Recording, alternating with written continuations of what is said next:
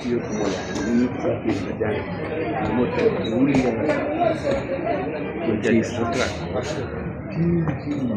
Una cueva de... eso también es puesto de Bárbara. Hola, querido. Muy bien, ¿no? ¿Cómo me le ha ido? Bien, ¿Qué ha hecho? Toma, bien. ¿Cómo está? Siéntense.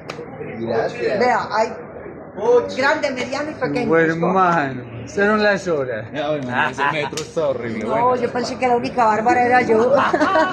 Solo para mirar. Señores, a la orden, adelante. Gracias. Buenas, caballero. ¿Cómo vamos? Muy bien, ustedes. Preguntándonos quién es Pigmalión. Pigmalión. Pigmalión, hay un tango Pigmalión de Piazzolla y Homero Espósito. Pigmalión es un personaje mitológico. Bernard Shaw tiene una obra de teatro llamada Pigmalión. Hay ópera Pigmalión. Es un personaje mitológico de la antigua Grecia. Era misógamo, mas no misógino. Entonces esculpió, y era escultor, entonces esculpió una figura femenina y se enamoró de ella. Pero él se había enamorado de Atenea primero. Esto es mitología, pues, ¿no? Se había enamorado de Atenea, Atenea no le paró bola. Entonces esculpió una figura femenina, la famosa Galatea, que ha inspirado ópera, la Galatea de Cervantes, en fin. Pues. Entonces esculpió esa figura y se enamoró de ella.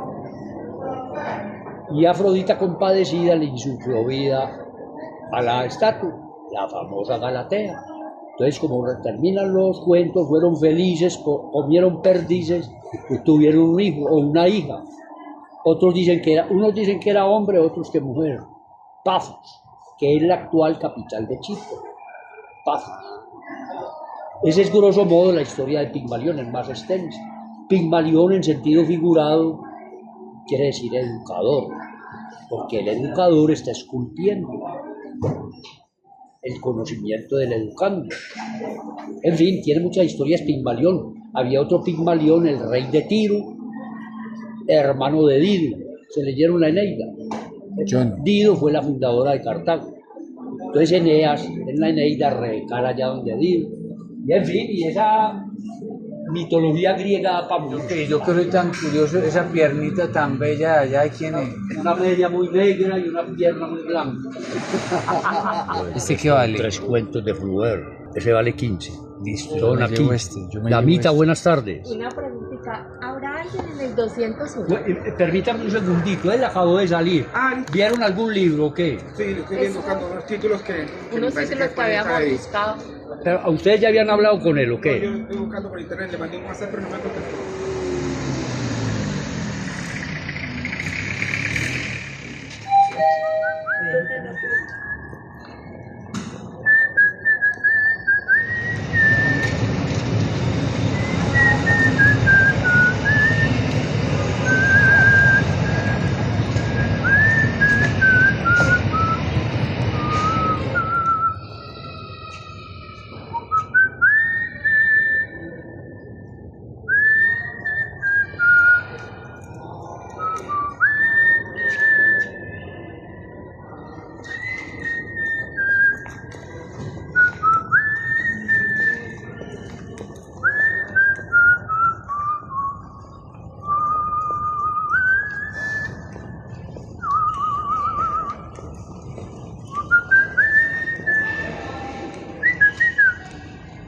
Dale mango dulcecito, dale mango top, mango de 2.000, 3 valen 5.000, 3 mango valen 5.000, 3 mango valen 5.000, dale mango top y mango dulcecito, mango de 2.000, 3 valen 5.000, dale manzana, Yo sí lo veo, va mucho a la tele, porque fui amigo de Yanni Salazar y de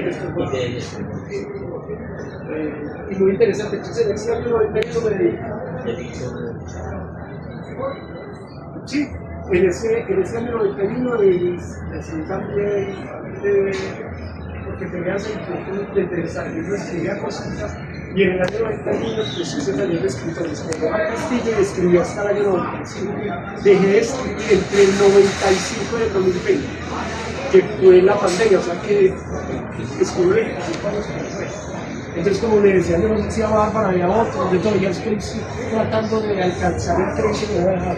Pero en ese mismo año 91 vi una convocatoria y de un taller de escritores organizado por Omar Castillo en el Palacio, ahí donde estuvimos, en el Palacio. Director de la revista Otras Palabras. Sí, y con Rubén Vivas, ¿te acuerdas? Y Sí, ahí sí. me conocí yo con Bárbara en ese taller de escritores del año 91 con Omar Castillo. Tú Yo estuviste fui esa pocas. vez y no volví. A mí me llamó tu nombre la atención y tú no volviste. Yo no volví. A mí me llamaba mucho la atención de Omar Castillo, tan interesante, me parecía que era estudioso, Sí. que llegaba casi a la erudición, pero tenía una cosa obsesiva con Manuel Mejía Valle. Sí. Todo el tiempo era hablando pestes de Manuel Mejía, pero a ti te tocó, no, porque tú no volviste. Uno tiene que asumir el riesgo. Si hay algo que se puede decir, vale la pena escribirlo. Y hay que trabajar el asunto. Y me parece interesante porque hay un texto de Martín Heidegger que es muy bacano, que es habitar, morar y construir. Que es distinto a habitar y morar. Una cosa es habitar un espacio y otra cosa es morar en un espacio. Otra cosa es construir un espacio. Cuando usted construye un espacio, usted le pone todo el corazón a eso, porque necesita llegar a tener eso como su lugar, su nicho, su guarida. ¿Quiénes son aquí poetas? Ellos dos. Sí, les dedico este poema que tú lo conoces, también hablando de Palestina, dedicado, inspirado en los poetas palestinos, y se titula Canta Poeta. Luz, ¿cómo te va? Bienvenida. ¡Ah! Uy, no. ¡Qué más querida! Canta Poeta, sé eco en el desierto, sé de tu pueblo voz, sé grito, sé emisario. Habla Mahmoud del niño asesinado en la escuela de Gaza cuando un ciprés de verde ramaje dibujaba. Cuenta en tus versos, Ibrahim, que hecho polvo por acción del tirano genocida cayó un hombre, y que su madre llanto, madre pena, sus cenizas con ternura albergó bajo su tope. Al mundo ciego y sordo grita Padua, del sembrado de olivos arrasado, del jardín de amapolas arrancado por bombas asesinas que el indolente cielo vomitaba. Toma tu lápiz Nashwan, al palper vierte tu dolor, tu llanto eterno, de tu herida sangrante haz 1000 poemas. Canta Samir, versos en altavoz, al tirano denuncia sus infamias, al tirano señala sus cuchillos, al tirano en todas las lenguas, dile asesino. Eso me hizo acordar de un poema de una antología que publicó Víctor Rojas, que él vive en Holanda. Sí. Víctor Rojas publicó un poemario dedicado a la franja de Gaza. Y hay un poema más o menos así: un niño palestino juega en el desierto, elevando un papalote. Mientras tanto, el bombardeo sigue. Ay, los dos niños jugando, ¿y qué culpa tienen? Pero el bombardeo sigue. Como la matanza que hubo, que cayó en una escuela, un poco de estudiantes. No.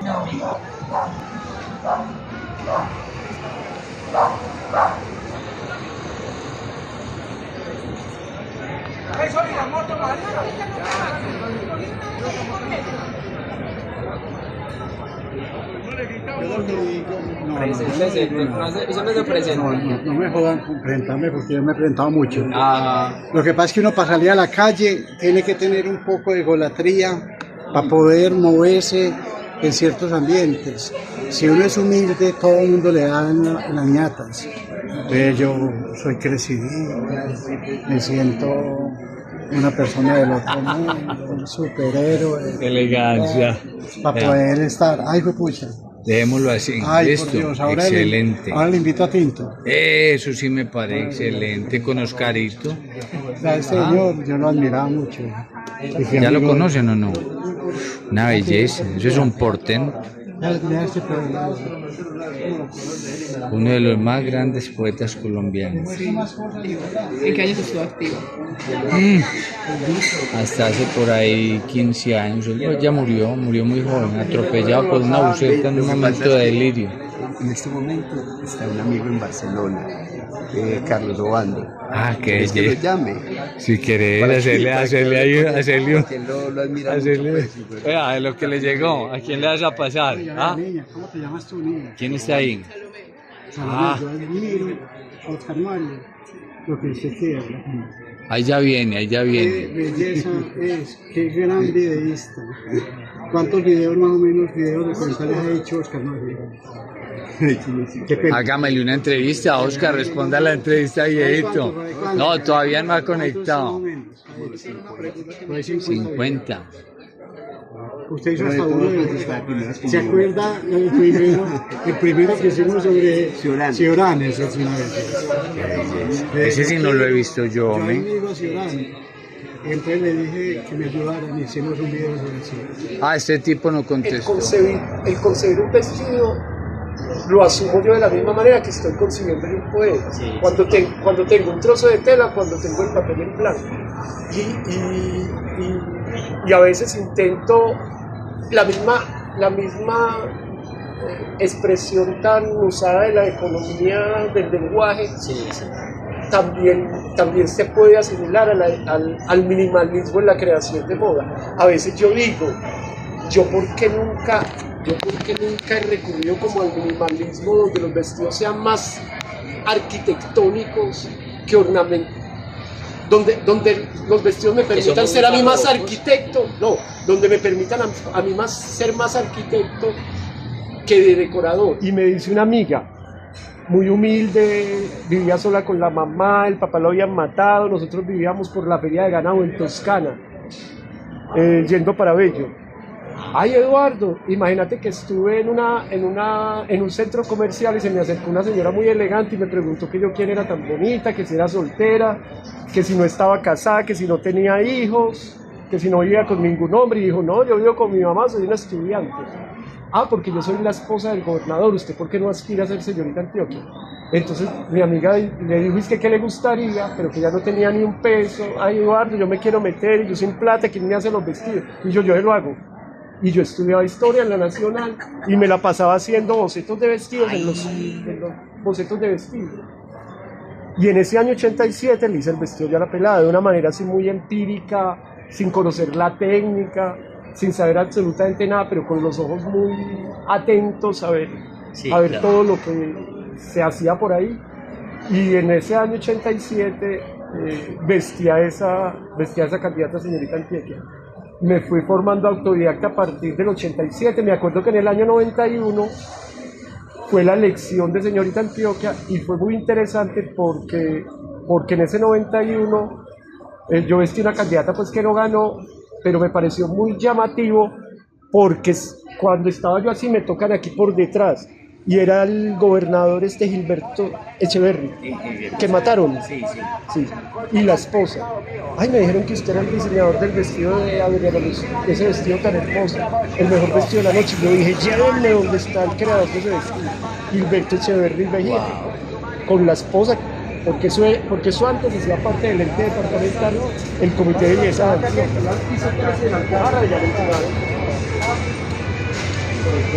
Una envidia. Venga, una foto con él, porque es que a mí me gustaría ser así barbadito y peludo. Todavía podemos. No, pero vea, yo ya estoy despejadito, Listo. Ah, qué belleza. Uy, que fue amigo de él, imagínese. Y eso lo vas a utilizar para colar. Pues él me dijo que estos eran para colar. Vea esta belleza. Lo puedo volver a subir, ¿Ah? porque pues Oiga, le traje un amigo hoy. Ah, bueno. Ahí viene, Ahí está viene. por allá escondido. Venga, siéntate aquí. Ese te va a un poco peludo. ¡Ey, doctor! Venga pues, hermano, que está muy tímido. Yo fui hippie, el jefe de los hippies en Medellín, en Colombia, se llamaba Manuel Gil. Yo hasta intenté vivir en una comuna hippie que se montó por ahí en Copacabana, pero esa tomaba mucha marihuana, tomaba muchas tesis. Pero a mí el hippismo no me gustó, en cambio el nadaísmo me gustó. El problema mío con el nadaísmo es que a mí también me gustaba el marxismo, pero nunca fui peligroso. Era un botacorriente que estaba en el movimiento hace 40 años. Como En me los gustaba tiempos la- de Batman y de todos esos Sí, personajes. sí, a mí me tocó todo eso. Pero no va a pensar que yo era, pues, que vivía abrazado con Batman y todo. No. Yo los admiraba y me caía bien y los admiraba. Yo era un pobre montañero metido ahí a grande.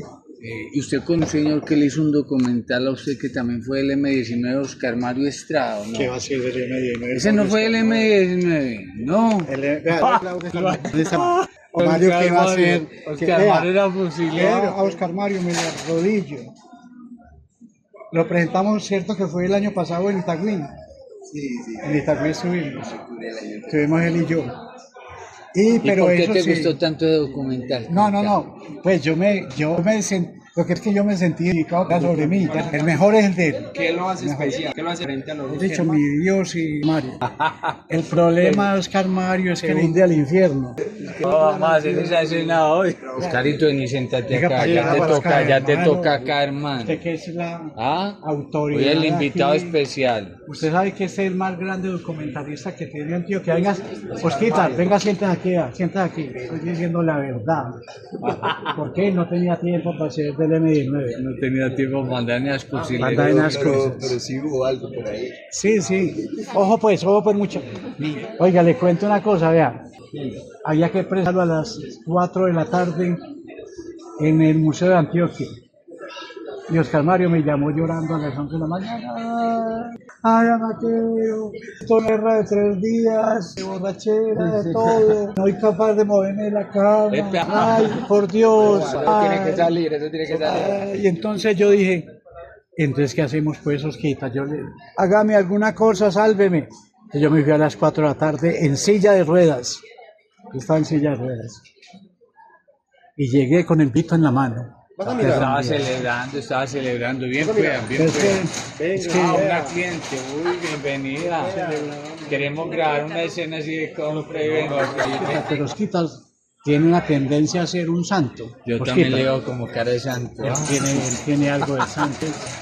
Es que los santos tienen sus vacaciones, no nos quitan. Oiga, Tiene ¿qué su tipo, tiempo de niña, vacación, niña, bien, ¿qué Juani. tipo de libro le gusta a usted? Para mirar, vea. ¿De dónde eres tú? Y son muy bonitas, sobre todo las imágenes.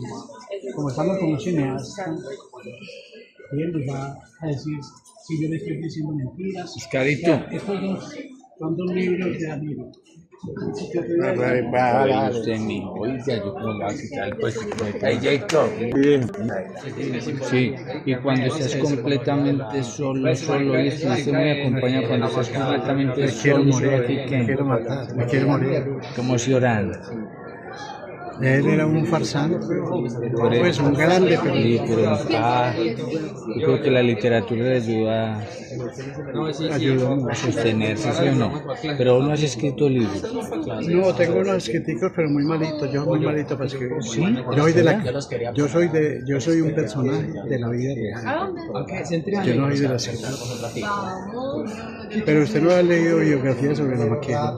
Una que hace Víctor Bustamante muy bonita, que se llama La vida mía. Pero burlándose de mí. Sí, No es lo más qué bonito. tan jodido. Oíste, entonces conseguí el carnet de periodista, en fin, y ya me movía por ahí con mi carnet. Hasta que ya después fui periodista de verdad. Trabajé con la emisora y me dio el carnet. Y yo fui a entrevistar a Willy Colón, ¿El carne era de quién? de la emisora de la Antioquia. De la Yo de la trabajé más de 30 años en la emisora. ¿Qué fue lo que pasó con Willy Colón, verdad? Fui porque yo admiraba mucho a Willy Colón, ya ahora no, porque era un viejito. Pero me fui a entrevistar. Fui a entrevistar a Willy Colón. Niña, fui a entrevistar a Willy Colón. Entonces yo saqué mi carnet de la emisora, iba con una novia. Yo dije, no, a mí no me dejan entrar de esto, para no importa. También, oiga, periodista. Yo digo, entre. De la novia, me hice en primera fila a esperar a Willy Colón, desde las 7 de la noche. A las 11 de la noche acabaron con todo eso porque él se quedó tirando vicio por ahí y dejó a todo el público ahí esperando. En el Iván de Bedo. Y se armó el mierdero, ¿cierto? Eso fue en el Coliseo En el Cubierto. Coliseo Cubierto Iván de Y Bedo. eso hubo bala de la policía y nosotros corriendo. por todas partes, corriendo. O sea que no lo entrevistaste, querías No entrevistarlo. pude, y me hice en primera fila con la novia, y la novia ahí, yo cogido de la mano con ella, y asustadito pensando en qué le iba a preguntar, porque yo lo admiraba mucho. Y no llegó ese hijueputa. Pero al que sí fue a un concierto de Celia Cruz, con la novia, pero la novia pagó pues la entrada, porque era Ahí de... te cachoneó la boleta la novia, Sí. qué bien. A ver, Celina, ¿cómo es Celia Cruz. Y también fui a Portento de entrevistar mujeres. a Atahualpa Yupanqui, ¿cómo se llama? Jardín, ¿a dónde?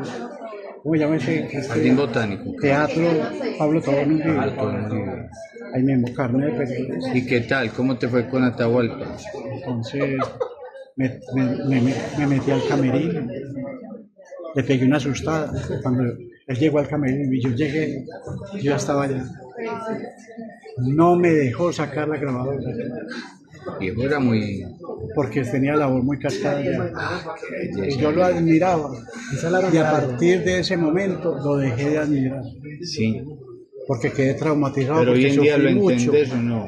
En su- Yo un poquito, pero yo sudé mucho para entrevistarlo y para llegar allá, para metérmele al camerino. Conozco cualquier. Porque yo nací en el pueblo de los cuadros vivos. Yo me gradué como marinera y huepucha, y hice el primer viaje y yo no veía la hora de volver a Cartagena.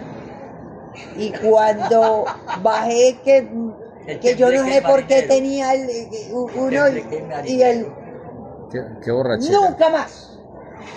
Te graduaste del todo y te viniste para la montaña. Eso, y yo hice el primer viaje porque la idea era seguir en barcos turísticos o conectarme con el único, en ese entonces el único buque biblioteca que había, y nada de eso se pudo, sino que me metí a un mercante y puta, yo sufrí y ahí sí que me tuve que volver bárbara. Sí. Al año de estar aquí, conocí Santa Elena. Y yo dije, hijo de puta, ¿qué es esto? Yo quiero vivir aquí. Y desde entonces estoy allá. ¿Y cuál es el pueblo de los cuadros vivos? Galera Sucre.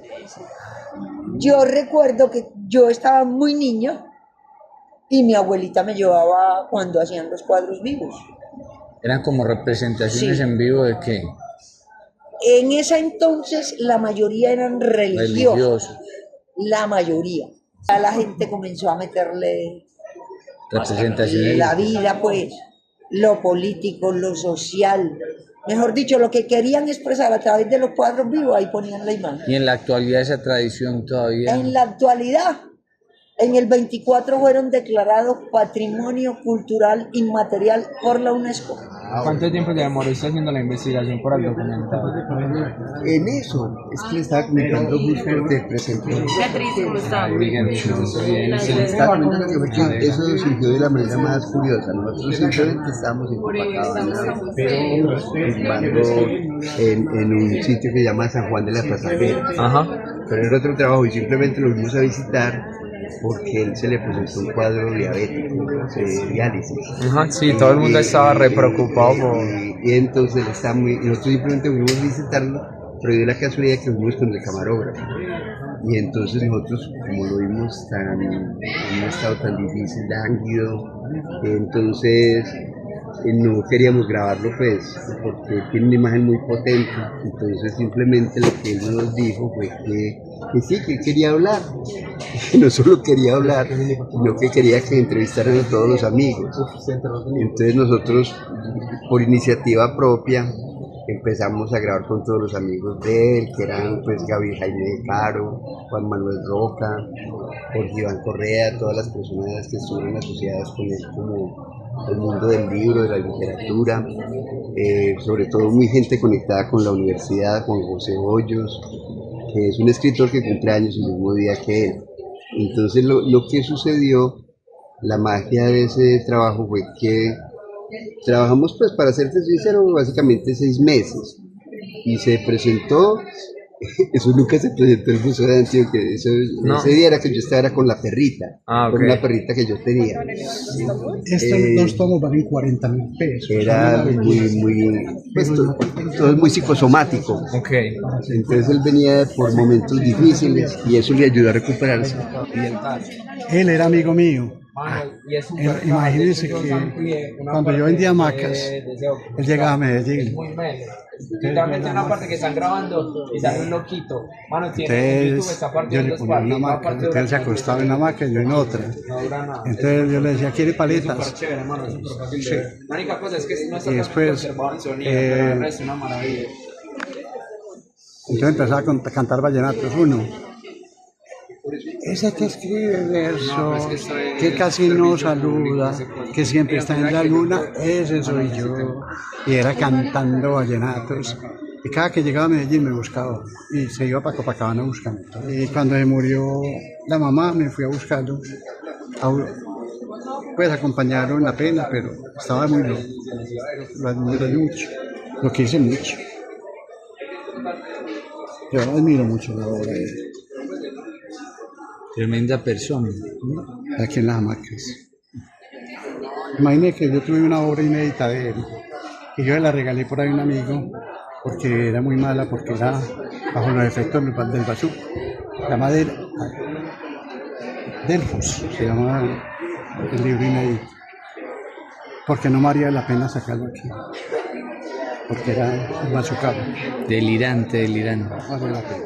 Este es un tipo muy grande. Y nunca pasó nada con esa obra, con Delfo. Tu No, amigo se quedó por con ahí, ella, ¿no? Ahora en San Alejo, el sábado se la muestro porque le entregué a un muchacho para que la editara. Y él la edita y le dio un cuadernito. Bueno, yo me llevo este, listo. Ahí me disculpa. Amaquero.